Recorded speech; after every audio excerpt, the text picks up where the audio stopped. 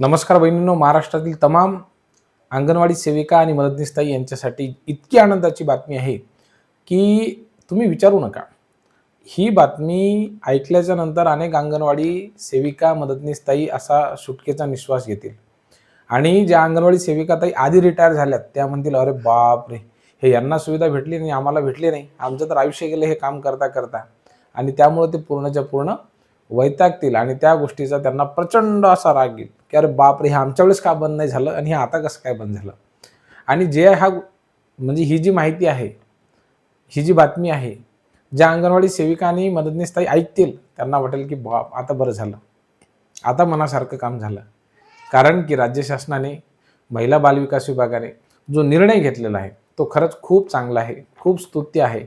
जेवढं कौतुक करावं, जेवढं अभिनंदन करावं आणि मानावेत तेवढे आभार हे कमी आहेत.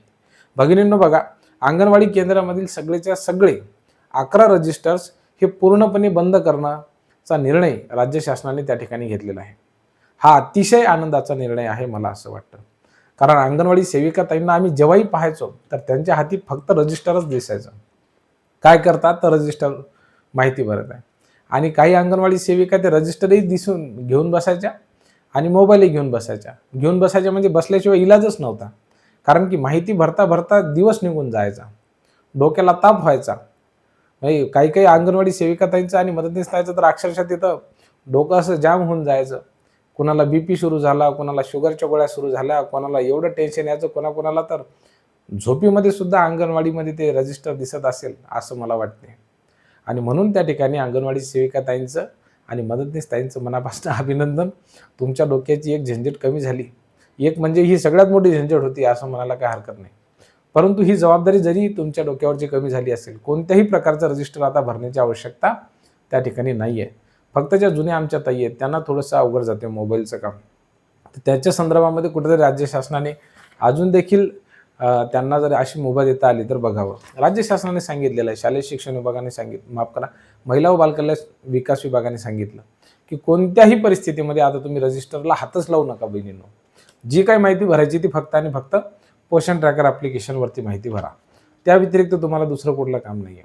परंतु पोषण ट्रॅकर ॲप्लिकेशनवरती माहिती भरताना थोडीशी जरी चूक झाली तरीसुद्धा त्या ठिकाणी कारवाई करण्याची त्या ठिकाणी एक पत्रच त्यांनी काढलेलं आहे. म्हणजे 25 मेला आज हे जे पत्र ज्यावेळेला आलं तर हे सगळ्या अंगणवाडी सेविकाताईंनी आणि मदतनीसताईंनी पाहिलं आणि त्यांचा आनंद गगनात मावेन असा झाला. कारण की केंद्र शासनाने हे पत्र काढलं होतं 4 मे 2026 रोजी की तुम्ही सगळे रजिस्टर बंद करून टाका, फक्त पोषण ट्रॅकर ॲप्लिकेशनवरती माहिती भरा. पण आता अशी अडचण झालेली आहे की ते रजिस्टर सगळे बंद झाले. आताही फक्त मोबाईलच्या इंटरनेटची जी काही व्यवस्था आहे तेवढी जर चांगल्या पद्धतीने झाली तर अंगणवाडी सेविकांच्या डोक्याचं काम त्या ठिकाणी अधिक कमी होईल असं मला वाटतं. अन्यथा किमान नाही ऑनलाईन नोंदी झाल्या, नाही त्या ठिकाणी पोषण ट्रॅकर ॲप्लिकेशन चाललं तर माणूस ऑफलाईन तरी माहिती भरून ठेवत होतं. परंतु आता रजिस्टरच बंद करायचं सांगितलं, त्यामुळं काही जणींसाठी ही निश्चितच आनंदाची बाब आहे. म्हणजे मला असं वाटतं की 90% अंगणवाडी सेविका ही बातमी ऐकल्याच्या नंतर आनंदितच होतील. 10% सेविका ज्यांना ते लिखापडीची सवय झालेली आहे, लिहून त्या छानपैकी माहिती भरू शकतात. मोबाईल त्यांना किचकट वाटतो आणि साहजिक आहे म्हणा, मोबाईल वाटतो तेवढा काही सोपा नाही, तर त्यांना थोडंसं ते किचकटच वाटते आणि भावना साहजिक आहे. आता यांनी 3 महत्त्वाचे मुद्दे याच्यामध्ये सांगितले. एक म्हणजे सर्व रजिस्टर बंद करायचे. अजिबात 11 पैकी एकही रजिस्टरचा वापर तुम्ही करायचा नाही. फक्त एकच रजिस्टर तुमच्याकडे असलं पाहिजे. लसीकरण रजिस्टरचं जे आहे VHSND त्याचा जो भाग आहे तर तेवढा आपल्याला मात्र ऑफलाईन पद्धतीने भरायचा आहे किंवा तो लिहायचाच आहे, यामध्ये काही शंका नाही. पण पोषण ट्रॅकर ॲप्लिकेशनवरती सगळ्या नोंदी तुम्हाला कराव्या लागणार आहेत. त्यांनी सांगितलं की अंगणवाडी केंद्रांनी रजिस्टर बंद केल्याची नोंद पोषण ट्रॅकरवरती सुद्धा लिहायची आहे. पोषण ट्रॅकरवरती तुम्हाला हे सांगायचं आहे की बा ठीक आहे, आम्ही रजिस्टर बंद केले, परंतु आपल्या पोषण ट्रॅकरवरती जी माहिती आहे सगळी तुम्हाला वेळोवेळी भरावी लागणार आहे. आणि यावरती काय सांगितलं की डेली मॉनिटरिंग होईल. म्हणजे तुम्ही त्या दिवसची माहिती त्याच दिवशी भरणं तुम्हाला बंधनकारक राहणार आहे.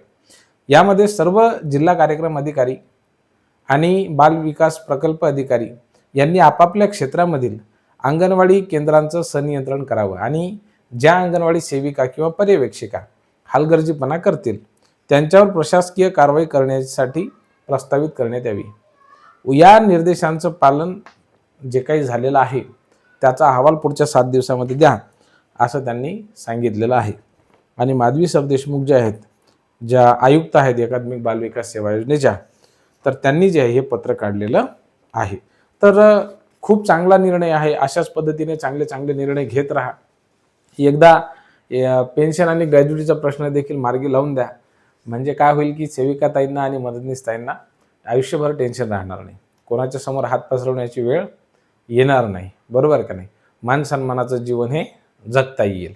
कोणाचं टेन्शन घ्यायचं काम राहणार नाही. आणि कोणाला पैसे जर मागायची वेळ नाही आली, तर ते सर्वात चांगलं काम असते. आता यांनी संपूर्ण आयुष्य तुम्हाला दिलं, ICDSला दिलं, सगळ्या योजना राबवल्या, शरीरातील रक्त पाण्यासारखं वाहून घेतलं, पण काम केलं. कोरोना काळात स्वतःच्या जीवाची पर्वा अजिबात केली नाही, काम केलं. ऊन असू द्या, काम केलं. पाऊस असू द्या, काम केलं. थंडी असू द्या, काम केलं. कितीही विषम परिस्थिती येऊ द्या, ICDSची साथ सोडली नाही. तुम्ही पगार वाढवा वाढवा वाढवा म्हणून म्हणून अंगणवाडी सेविका थकल्या. तुम्ही नाही वेळोवेळी पगार वाढ दिली, मानधन वाढ केली नाही. पण अंगणवाडी सेविका थांबली नाही, मदतनीसताई थांबली नाही. त्यांनी आपल्या कामापासून फारकत घेतली नाही. त्यांनी शासनाचा प्रत्येक आदेश शिरसावंदे मानला आणि काम केलं. अजिबात त्यांनी टाळाटाळ केली नाही. मग आता शासनाने एकदा तेवढा निर्णय घ्या. कोणता? पेन्शन आणि ग्रॅज्युटीचा देऊन टाका. अरे तुम्ही लाडक्या बहीण योजनेसाठी इतका मोठा निधी खर्च केला, तर ती योजनासुद्धा यशस्वी तुम्ही कोणाच्या भरोशावरती केली? अंगणवाडी सेविकाताई आणि मदतनीसताई यांच्या भरोशावर. आणि मला असं वाटते बघा, अंगणवाडी सेविकाताईंना की आदितीताई जोपर्यंत आहेत, त्या खूप संवेदनशील आहेत या बाबतीमध्ये. तुम्ही बघा त्यांचे सगळे निर्णय मागच्या काळामध्ये घेतलेले. ठीक आहे, आता काही काही निर्णय घेताना अडचणी येतात, तुम्हाला सुद्धा माहिती आहे. इतकं सोपं नसतं. कारण की तुम्हाला जेवढा अनुभव आहे तेवढा कोणालाच नाही आहे. सगळ्या गोष्टीचं सोंग करता येते, पैशाचं सोंग करता येत नाही. आणि म्हणून आता त्यांची इच्छा आहे की एकदा पेन्शन आणि ग्रॅज्युटीचा प्रस्ताव हा केंद्र स्तरावरती आला पाहिजे आणि तो मान्य झाला पाहिजे. एकदा का तो मान्य झाला की मग सगळं टेन्शन दूर होईल. निवडणुकीमध्ये सांगितलं की मानधन वाढ करू, तो सुद्धा एक महत्त्वाचा निर्णय बाकी आहे. तर ताईंना ती विनंती राहील की एकदा तेवढाही निर्णय घेऊन टाका. म्हणजे मग आमच्या अंगणवाडी सेविकाताई कशा राहतील? रिलॅक्स राहतील. आता त्याच्या पुढची एक मागणी आहे की कर्मचाऱ्याचा दर्जा द्या. आता हे सगळं एकाच वेळेस होईल, त्यामुळं लहान तोंडी मोठा घास घेणं योग्य राहणार नाही. पण एकाच वेळेस या सगळ्या मागण्या केल्या तर ते दडपून जातील, त्यांनाही टेन्शन यायला लागेल, घाम फुटायला लागेल. तर ठीक आहे, तुम्ही हा जो निर्णय घेतला तो चांगला निर्णय घेतला. याबद्दल राज्य शासनाचं मनापासून अभिनंदन आहे. पुढच्या काळामध्ये एकदा मानधन वाढ, पेन्शन आणि ग्रॅज्युटीचा एवढा प्रश्न मार्गी लावा. मग मात्र अंगणवाडी सेविकाताईंच्या मनासारखं होईल असं म्हणायला हरकत राहणार नाही. याबद्दल तुमच्या मनामध्ये काय भावना आहेत, काय प्रतिक्रिया आहेत तुमच्या, हे आम्हाला कमेंटच्या माध्यमातून नक्की कळवा बहिणींनो. काळजी घ्या, ऊन खूप जास्त आहे. धन्यवाद.